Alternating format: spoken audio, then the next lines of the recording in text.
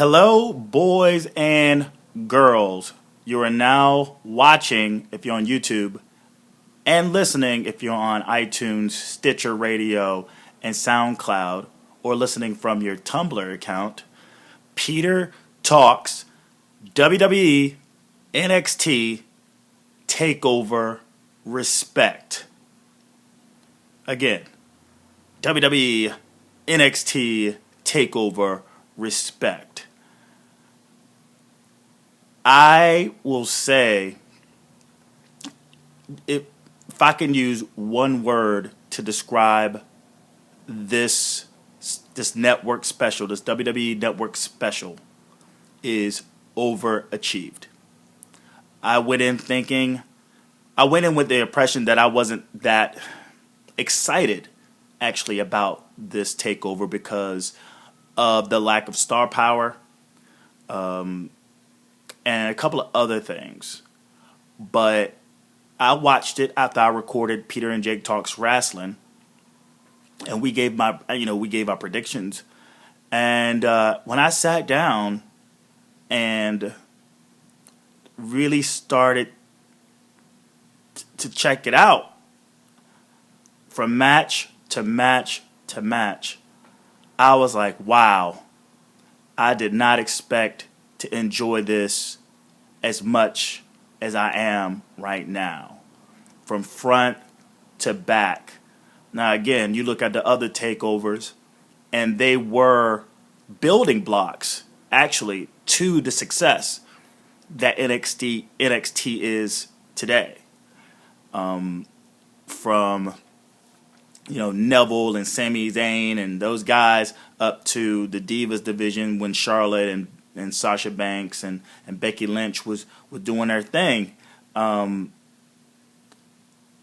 we get to hear where, just like in the WWE, the main roster, they got pay-per-views or network specials that are very lackluster, almost filler. It happens. It really does. But what happens also with the WWE, the pay-per-views really work themselves out, especially with the build or depending on what kind of show it is. It really works itself out. And I come out with a sense of enjoyment. And this is what this did. This really kind of had a battleground sort of, WWE battleground, fast lane, pay-per-views going into that could potentially be forgettable. This one had the potential as well, but you know what? It was not forgettable. There's a lot of things that happen in this network special that you will remember for quite some time. And hell, even go back and watch the network special itself. Now, it lacks some things, some technical details that I could always nitpick at, and but it would be to no avail because it is developmental, and these workers are learning. They're learning as they go. They're very young, and I can't say that what this person should have done or what this person should have done. There's going to be time, that they will catch on to the small details. We have outliers like Sasha Banks, who has possibly the highest wrestling IQ. Probably, she's in maybe the top 5 for the main roster. But in terms of the NXT roster, even though she's jumping back and forth, the highest of all the highest IQs, almost like a Charles Barkley or even a Dennis Rodman in their respective positions, as they were basketball players. Like, even though they were rough around the edges, but if you really examine the way they played, their basketball IQ was higher than most. And Sasha is that outlier. But the rest of everyone else, from Finn Balor to Apollo Crews, they have time to really take in the tutelage of the people they have working with them to get them to the main roster to be stars in their own right. moving forward. I had low expectations. I even did predictions. I got almost all my predictions wrong because I was just being against the grain. But again, I could nitpick at things, but I'm not. I'm gonna point them out. While I go through this review, but I'm not gonna like sit on them. Because again, I take this for what it is. It's great to see these kids, these young workers, develop right in front of my eyes. So without further ado, let's go into this because they don't pull no fucking punches. They go right into it, and it's for the Dusty Cup, which again Jake and Fritz call it on the Faster Than the World podcast. The Dusty Cup. It's the Dusty Rhodes tag team thingy.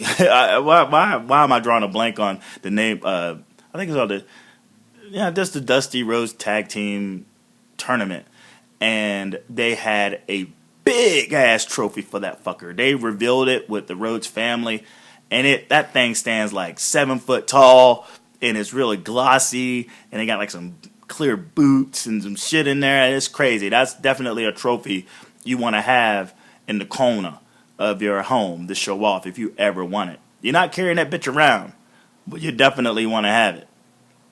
But it starts off with Finn Balor and Samoa Joe versus Dawson and Wilder. Now, you talk about Balor and Joe, the obvious pick to win it all, and Dawson and Wilder, who are like the sort of old school Minnesota Wrecking Crew kind of, not really big. They don't come off as like glamorous. They're just really stripped down tag team, work one part of the body, kind of cut the ring off kind of tag team. I thought there was going to be a little more tension between Samoa Joe and Balor because as the tournament's gone on, you've seen Joe sort of pick at Finn Balor about being champion, like touching the belt and that. But we didn't get that so much in this match. Balor, he has his knee worked on during this match. When he gets in, there's a little swipe of the knee, and then Wilder and Dawson, they just stay right the fuck on top of it. Samoa Joe gets the hot tag, and he's like a house of fire. And when he gets to the point where he wants to do the muscle buster, Finn Balor all beat the fuck up. He wants to tag in to sort of, I guess, follow up. Their finisher has been the muscle buster into the coup de grace. I think Samoa Joe thought he could just take care of it on his own. Finn Balor wanted to keep it moving, and he reluctantly tags him in.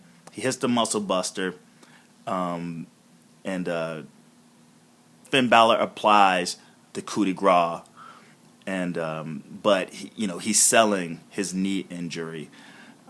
Joe stands over him in frustration to a certain degree as he goes for the pin.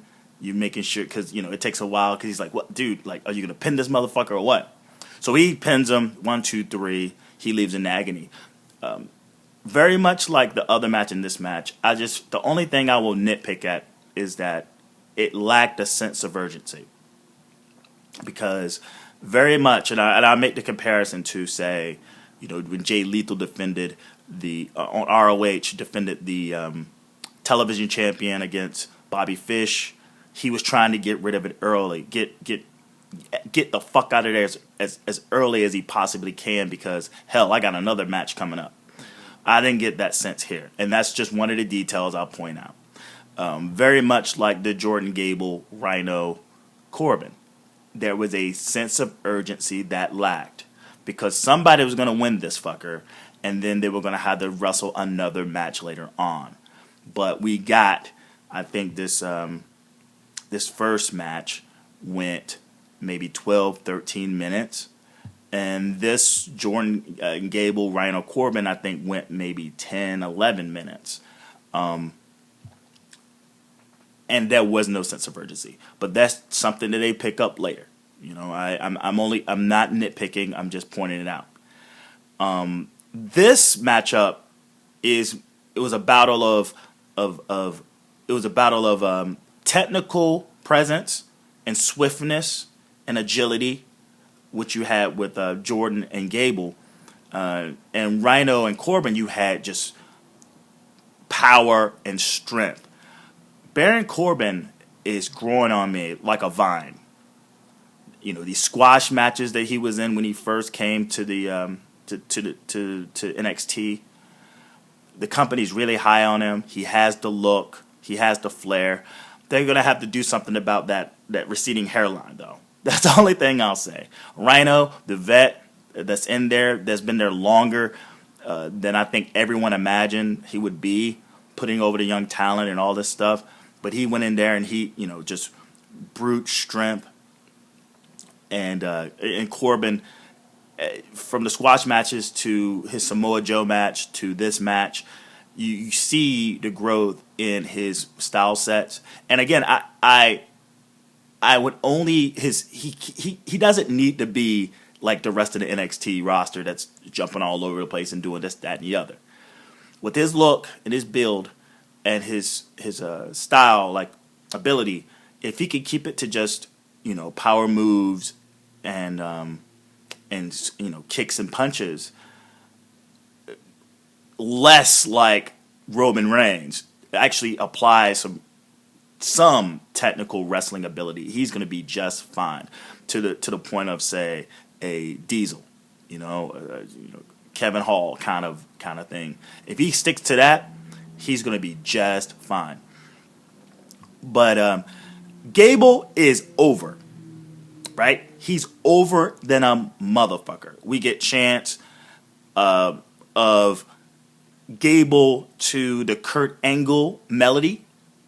Gable, because he does give you that Kurt Angle sort of thing he has going. And we get Save the Gable, which was awesome.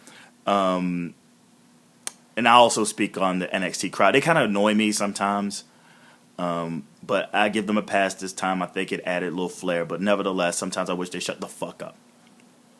And then, and Jordan himself has a future ahead of him. He has the look, he has the build. Both of these guys have a future, and what they're going with as this tag team is something that's special. It's something that's needed. It's just that they got to get better on the mic, and that's about it. They're going to be stars. Just look at the two of them, and they're over like fucking. They're over like bread, you know. And I thought they were going to get the victory, but Jordan gets the hot tag. He goes in on a House of Fire, but he gets, you know, I think he gets speared at one point, and he gets fucked over. Tags in Gable, and Gable looks like he's about to hit like a really whoop-de-whoop, like sort of reversal thing, maybe a DDT onto Corbin, but he catches his ass mid-twirl and just end of days. And Rhino and Corbin move forward. I got that prediction wrong too. I thought, because the obvious pick would have been Samoa Joe and Finn Balor, but they're makeshift tag teams. You know, I thought they were actually going to give the actual tag team the cup, but they didn't. The final is Rhino, Corbin versus Balor and Joe. Here's a match that overexceeded. Dana Brooke versus Asuka, whatever the fuck you want to say her name. That's my new love. I'm gonna just put that out there right fucking now. I love Asuka. We're coming for you, Asuka. She's so hot, and this look that she has, because when she was in Japan, she had more, you know, she didn't look, her hair was shorter, things, which I think is pretty cute, but now the look she has now, she's hot, and she's an amazing performer in the ring. And that, as much as I love Nikki Bella as of late, I think I'm gonna have to divorce Nikki and hitch my wagon to this Will Osaka. She's awesome. Dana Brooke, oh my God, I've been giving her so much grief over the past couple of weeks. But I went in thinking this was going to be like a straight up squash match. But my Lord, I apologize. If you're watching, Dana, because I know you are, you're listening, I really apologize for any and all the things that I said about you. You were good. You were great this match. You held your own. I think you have a bright future ahead of you. Maybe it takes going up against somebody to the likes of this to bring this out of you. You know, you held your own, and you're one tough cookie. All those holds and all those kicks and all those chops and all those punches and all those slams you were in, and you were still able to keep up. You're a tough girl. It says a lot about you. So I'm going to give my kudos to you on that. And this, wow, Asuka, just one hell of a performer. You know, you get hold after hold after hold after hold. And kicks and punches, man. I mean, it was something to see. It was something fresh, you know, because we all know the Daniel Bryan style is very much like Hideo Itami style. But this, what she's doing is a step more, because I think she's putting in more flair, and she's also faster. You know, she's not wasting any time. You know, like Brock Lesnar, she's not paid by the fucking minute here. She's trying to get in and trying to take you out fast. Which almost gives you like that live fight feel. And that's what this match was. This actually felt like a fight. It felt like they could have put this in a cage and you could have seen, you couldn't have told the difference. I mean, okay, it's professional wrestling. You had that going on. But this felt like the fight of this actual special event, even more so than the Iron Woman match. But Osaka lock is applied at the very end as like a cross-faced chicken wing with the legs wrapped around the body, and it looked like she really put her out. Dana looked like she was suffering in that motherfucker. And Osaka comes out with the win. I think this match ran about eight minutes. So again, a credit to Dana Brooke for sticking in there. I think I had her going under 2 minutes. Great debut. If only Apollo Crews' debut was as good as this one, because he got no offense in his. She got a lot of offense, and then she sold a lot too. So it was definitely, it was a good time. When right at the very end, Dana tries to like break up the victory arm raise, and then she catches a roundhouse. For her to even have the wind to even take that, it's just a credit to her toughness. And then when she walks out, it looks like Emma wants to get some. But that scene of her kind of looking at her and Emma sort of dropping her eyes and sort of like shying away, it was good. It was actually kind of hot when you think about it. That was a cool moment because, they came in and they interrupted her contract signing. And bullied her out, and Osaka gave her the smile, and now last Wednesday they showed the video of her punching and kicking the shit out of a bag. You see this match, she puts Dana Brooke to waste, and now both Dana and Emma are actually, they're humbled, and that's what that was. It was a humbling moment. Does Emma go after Osaka? We'll only see, later on. We get Tyler Breeze and Apollo Crews, a match that I thought Breeze actually was going to get the victory because he hasn't won at a TakeOver yet.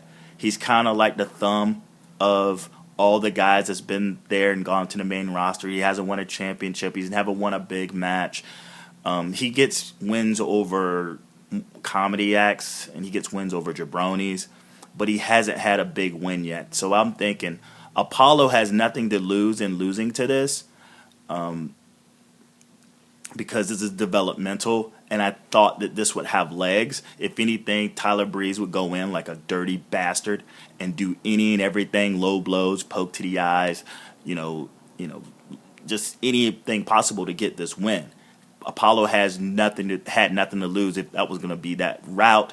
They would have time to do this build. I mean, you look at Breeze; he's just got out of like a comedy role with Bull Dempsey. Now this is something a little serious. It could have gone more.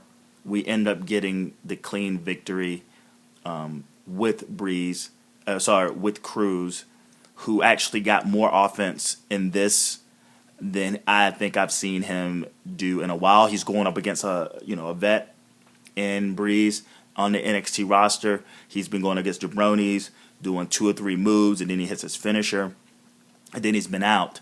Not this one. I think this match ran for like 10 minutes. You saw drama. You saw all these things. Even though Apollo is like this 6'1" beast of a man, he has all this power. He doesn't display the power, but there's moments where he shows it, where he's just, as he lifts Tyler Breeze like a feather. You see that there's potential in the fact that you can push this guy as a very strong guy, but they're focusing more on his agility. There's a crazy bump because you're dealing with a more aggressive Tyler Breeze in this, but there's a crazy bump when they're outside when he throws Apollo Crews into the apron. He just tosses him. Apollo leaves his feet. Good sell of the apron. It looked brutal. I mean, it looked real brutal. There has to be a bruise on the back of that motherfucker's back. It has to be a bruise on his back from that thing at all. We also get a sharpshooter by Breeze, which was quite interesting. It looked picture perfect. Granted, that's his gimmick. And after that sharpshooter, I give kudos to Cruz to sell it. He sold the back and he sold the leg. Afterwards, you don't see that too often. You don't get the sharpshooter applied too often, but even when it does, say with Tyson Kidd or say with Cesaro, if they don't tap out, they somehow get out of it. They don't sell that back, and Apollo Crews did. I thought that was pretty cool. He goes towards his finisher, which is the gorilla press into the moonsault. But the sequence of that was when he goes for the gorilla press, Tyler Breeze stops him. When he goes for the moonsault, he grabs him by the ankles. He shakes off him grabbing his ankle. Then he goes for the moonsault itself, which is caught by knees by Tyler Breeze. Which I go, wow, okay, suspense, drama. That's something. And he rolls him up. You think he's going to get the victory, but that's not the case. Apollo Crews more strong. He kicks out. And then what happens after this is that Tyler Breeze is going for insecurity. But here's the strength part of Cruz. He catches him, and he catches him like on his shoulder. He turns that sumbitch around, and he drops him with a pretty vicious power bomb. So not only doesn't do his regular finisher, he has this finisher as well, the power bomb. Taking a power bomb, people kick out power bombs. A power bomb has been rendered to like the DDT to almost like just a move in the ring. But there are certain people that give power bombs, and that can give power bombs, and it could be a believable win.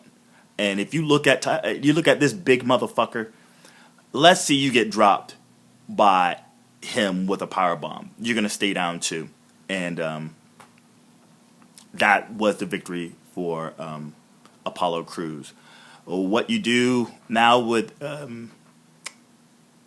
Tyler Breeze is I don't know. They refuse to give him a win, and he's been on that NXT roster probably the longest out of all the people that are on that roster right now.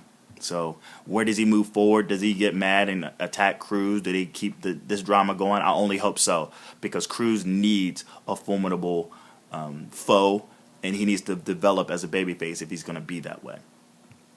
We get the Dusty Final, which is Finn Balor, Samoa Joe versus Corbin and Rhino. And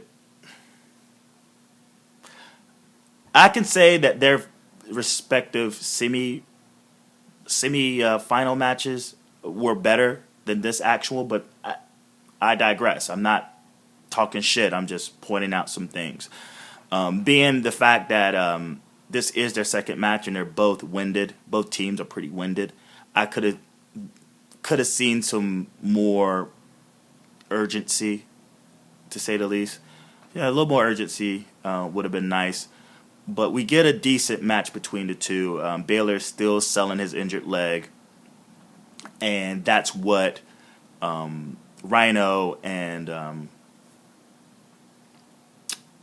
Corbin are focusing on. And good for them for focusing on one part of the body, at least, especially the one that is the most obvious to go after.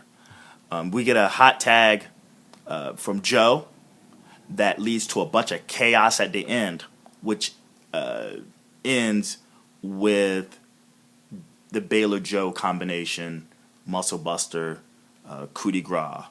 I think they did this on Rhino and not Byron Corbin. There was a lot of speculation about how this was going to end. If you listen to episode 59 of the Peter and Jake Talks Wrestling podcast, I brought up a couple of things about maybe there being a Baylor club because they're selling the shirts, and possibly Corbin and Rhino being the first of it. There was a couple of other things, maybe more drama between Balor and Samoa Joe, but none of that happened. None of it. It was a clean finish with a clean victory, and the trophy comes out. The Rhodes family come out.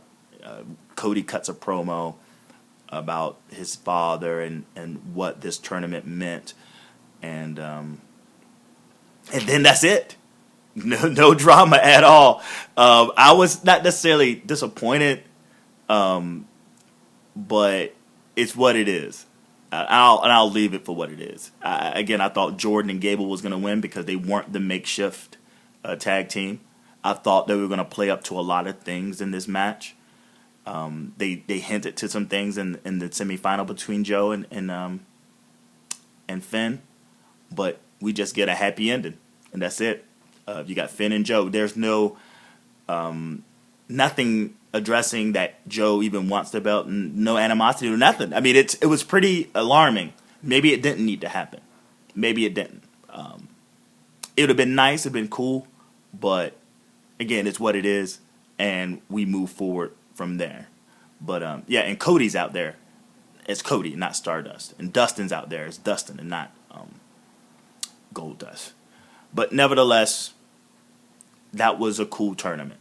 I want to say the right people won, but the obvious people won. Where do they go from here? I guess that's what we do. Is there a payoff with the trophy getting destroyed? Maybe. It looks pretty expensive. I doubt that we will get a payoff. Very much like the Andre the Giant Battle Royal trophy, or even Seth Rollins' his statue. I think this one's going to be untouched. And then we get to the main event. And the main event is Sasha Banks versus Bayley. And again, this is a rematch from NXT Brooklyn of the exchanging of the belt from Sasha Banks to Bayley.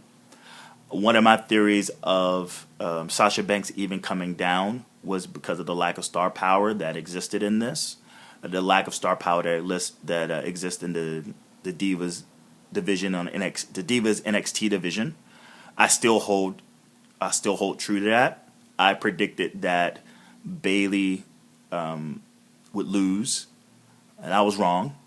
It would have been nice if Sasha Banks would have went back down because she's not getting much coverage or much airtime or much anything. She's getting wins, but she's not getting much of anything else on the main roster because they're focusing on Paige and Natty and Nikki and Charlotte. Again, if you go back to a previous, maybe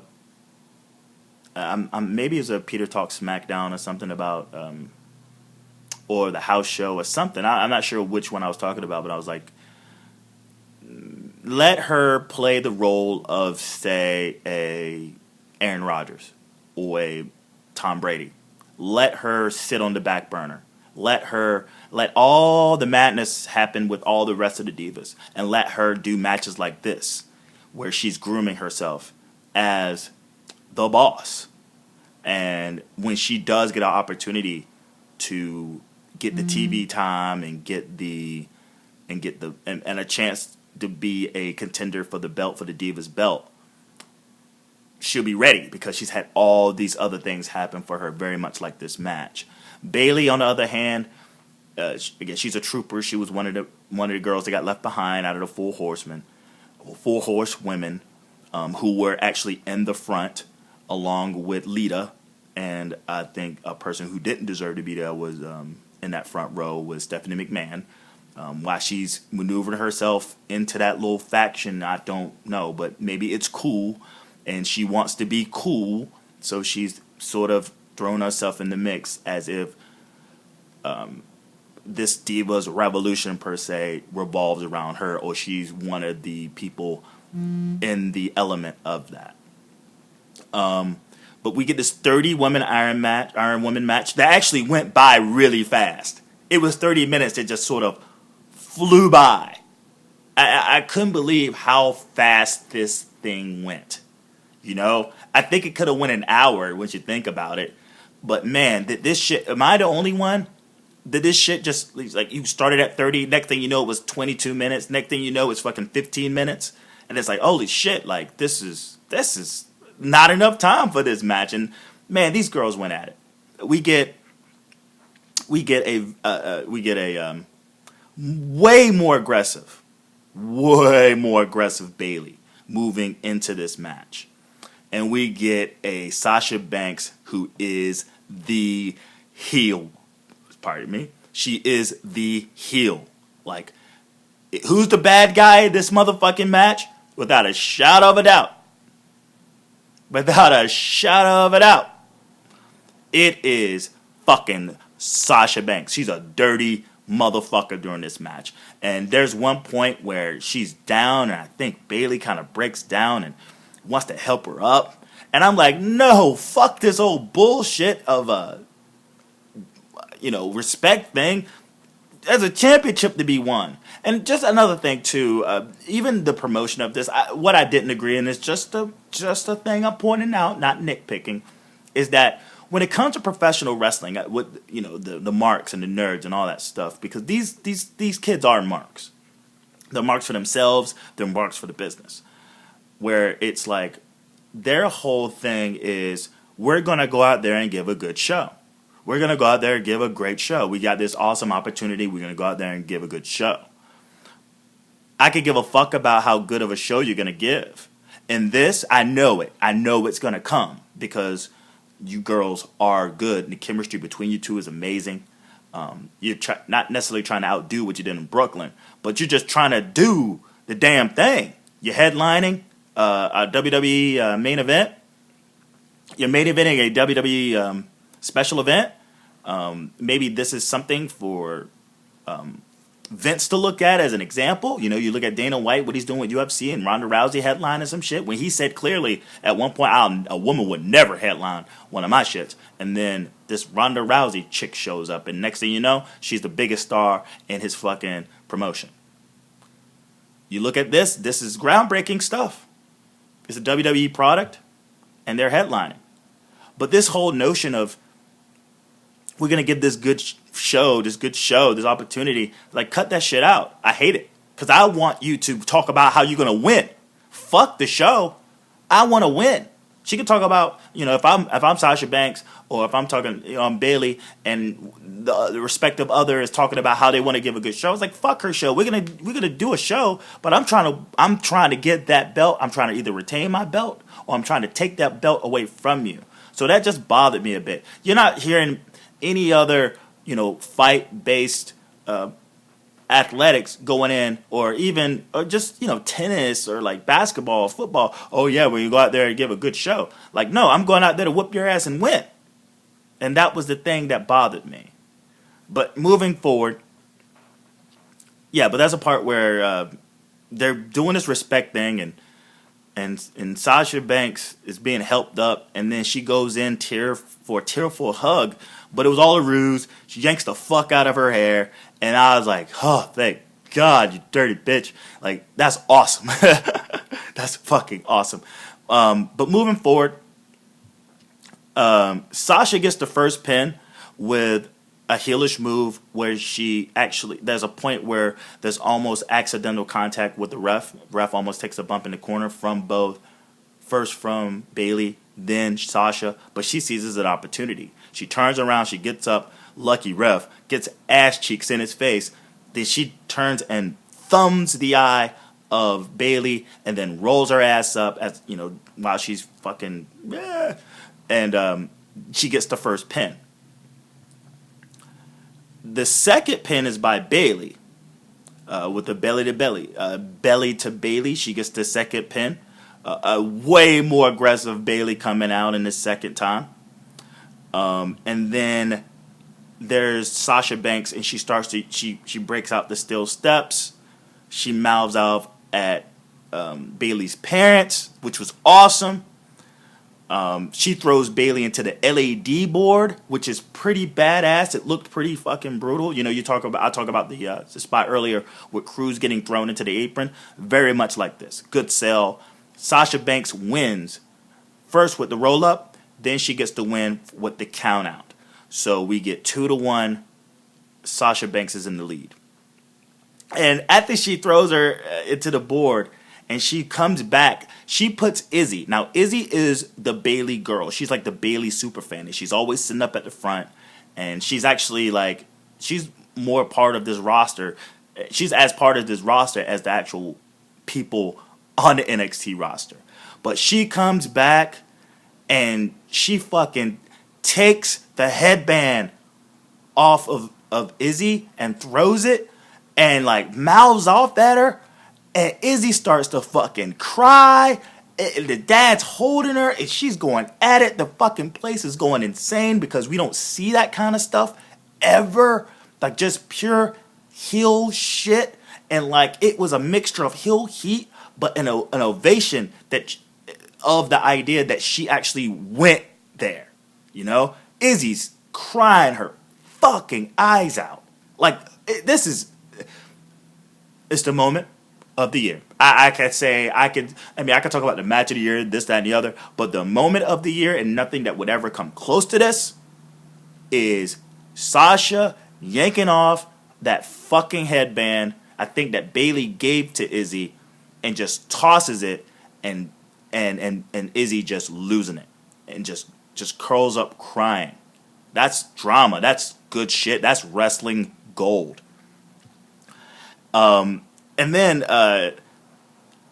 as the match moves forward, Sasha Banks applies the walls of Jericho. Now, she didn't have on the neck, but it was a fucking good crab. It looked good. It wasn't sit down Boston crab. It was a vertical. So I'll call it Jericho. I give it the walls. If Jericho's watching this match, he was damn proud of that fucking walls of Jericho. And out of that sequence comes a roll-up from Bayley, and she gets the pin there. So it's tied at 2-2. One point during the match, and this is during that whoever gets this last fall, there's a vicious bump that Bayley takes. Where I think I'm trying to think of what the move was. Oh, I know what it was. It was kind of like a flying armbar or something kind of like whatever the fuck it was. But she lands on her neck and her shoulder, and it looked real bad. And when they showed it again, and I guess everyone's like, oh, was that a botch? Was this that? It's like, no. They're already 20 minutes into a match, and they're beat. And I was thinking, why are they still going for these sort of big athletic spots? They need to calm that shit down before one gets hurt.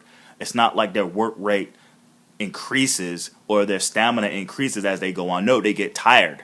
So when you do these sort of moves, very much like last on Brooklyn NXT, where Bailey damn near kills herself going for a Bailey Conrana off the top rope, and like Sasha Banks just sort of throws her arms out, but she doesn't throw her arms out.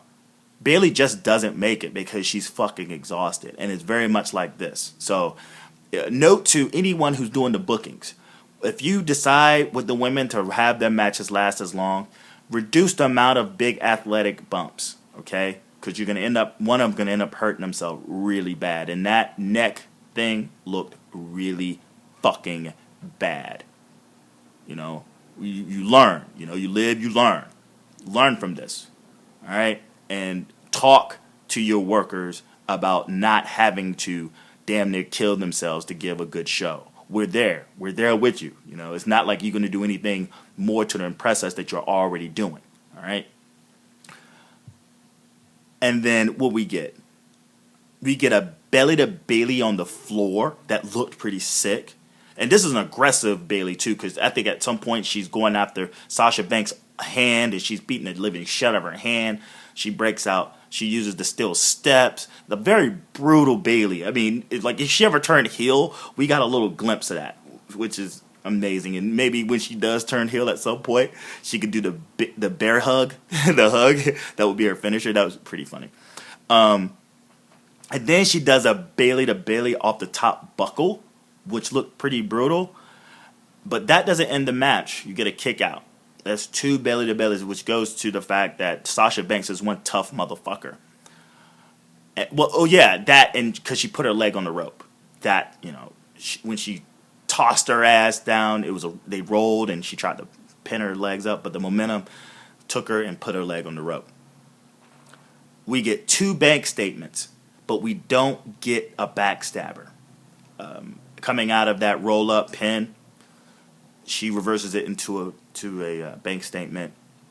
It gets broken, and then she does it again, but she doesn't get the backbreaker, the backstabber in there. And I think from the storytelling itself, I think if she was able to get that fucking backstabber in there, she would have actually had a chance to win. But nope, she only was able to apply the crossface, and she didn't have everything connect. She didn't have the arm connected. She just had her ass hemmed up, but nothing to really solidify the victory. When she goes for a third third bank statement, it gets reversed into this killer arm bar, where it looks like she's about to rip Sasha Banks in half. Bailey's about to rip her in half, like fold her like a fucking sheet.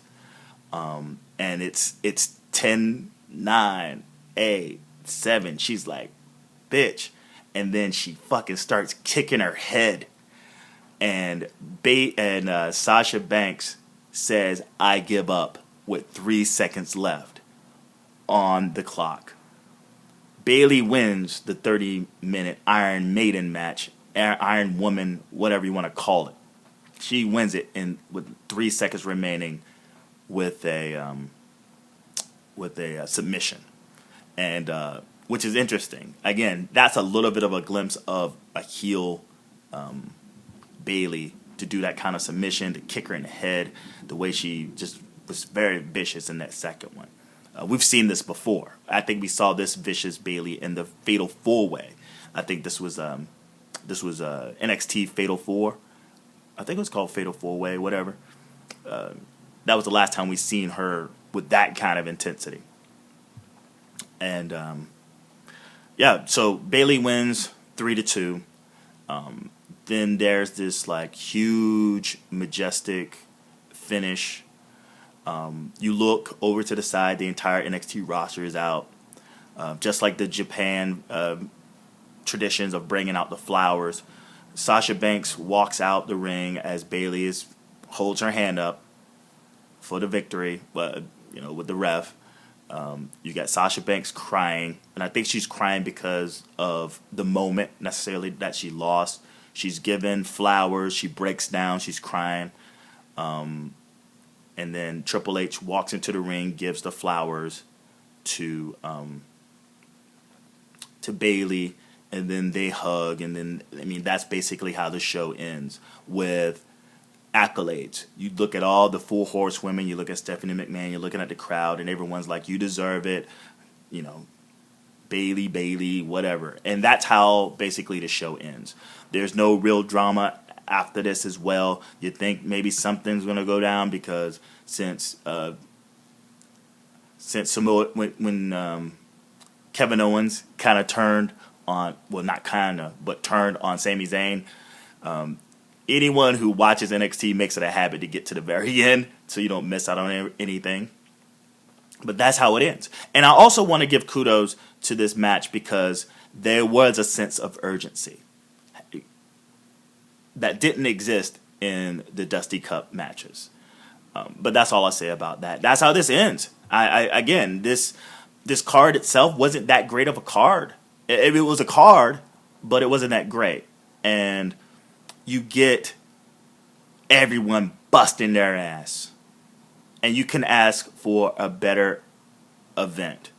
You couldn't have. I'll give it an A-.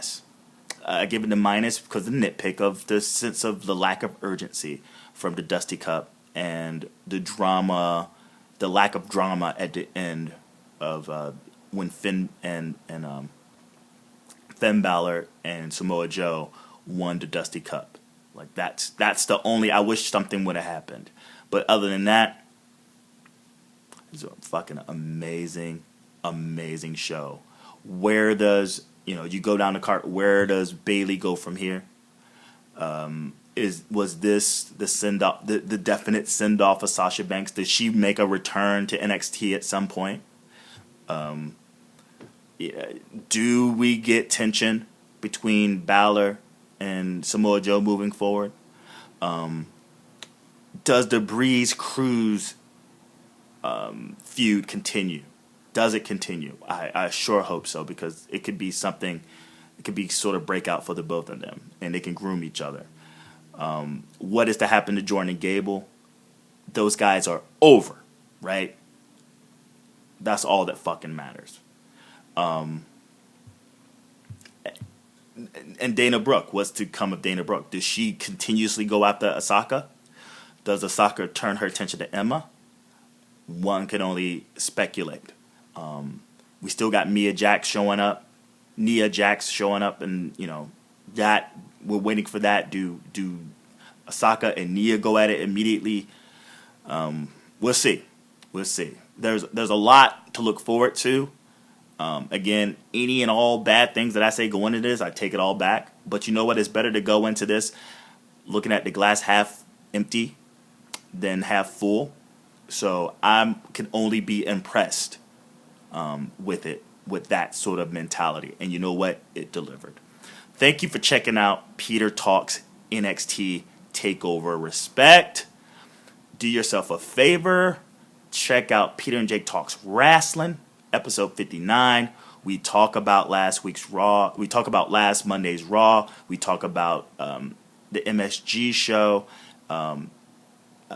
Is there anything else we talk about? We talk, and then we give our predictions of the takeover and whatnot. We get heated. I like that we get heated.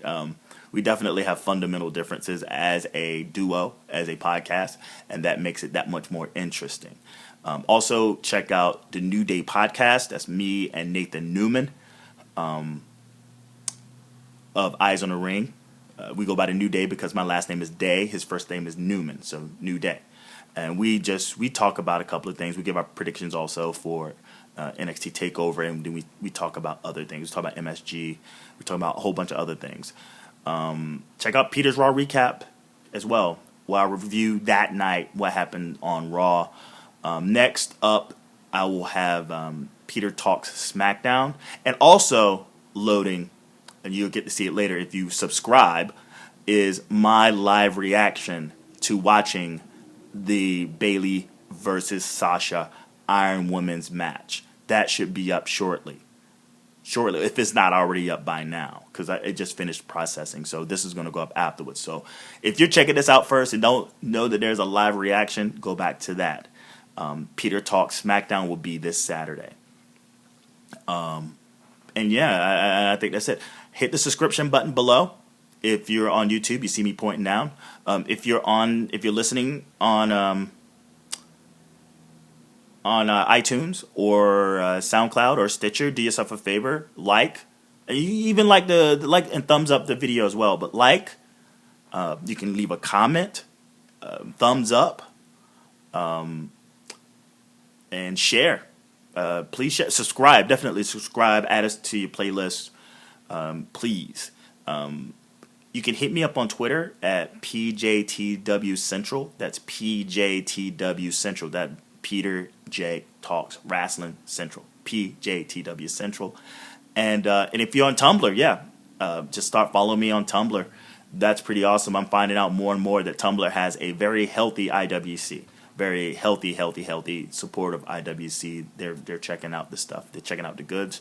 I see the spike in the people checking this shit out, and I really do appreciate it. I love it. And I just want to give a shout out and I gave her a shout out last time. I feel like she's part of the family. Not only check out Faster Than the World podcast with Jake and Fritz, but also check out the Keita NJ show. Again, that's Keita NJ. That's Keita Hubbard. You can find her on Twitter. Yeah, you know it. Yeah, the letter U, know it. 97. I think that's what it is. 97. I'm pretty sure it's 97. If not, whatever. Just look up Keita Hubbard. Keita NJ show. She's just trying to get everything started. I applaud her. I listen. She gives me a lot of shout outs, so I'm just returning the favor. Check her out. She's on SoundCloud. Just go to SoundCloud, type in KEDA space, the letter N in J, Jay. Check that out. And without further ado, I'm going to get the fuck up on out of here. Thursday night, we got football. I DJ tonight as well. And then moving forward. So enjoy the rest. It's good weather here in North Carolina. I'm going to get out there in it after I've done with all this sort of editing. So enjoy the rest of your day. And do yourself a favor and watch out for the foreign objects. Please. Peace.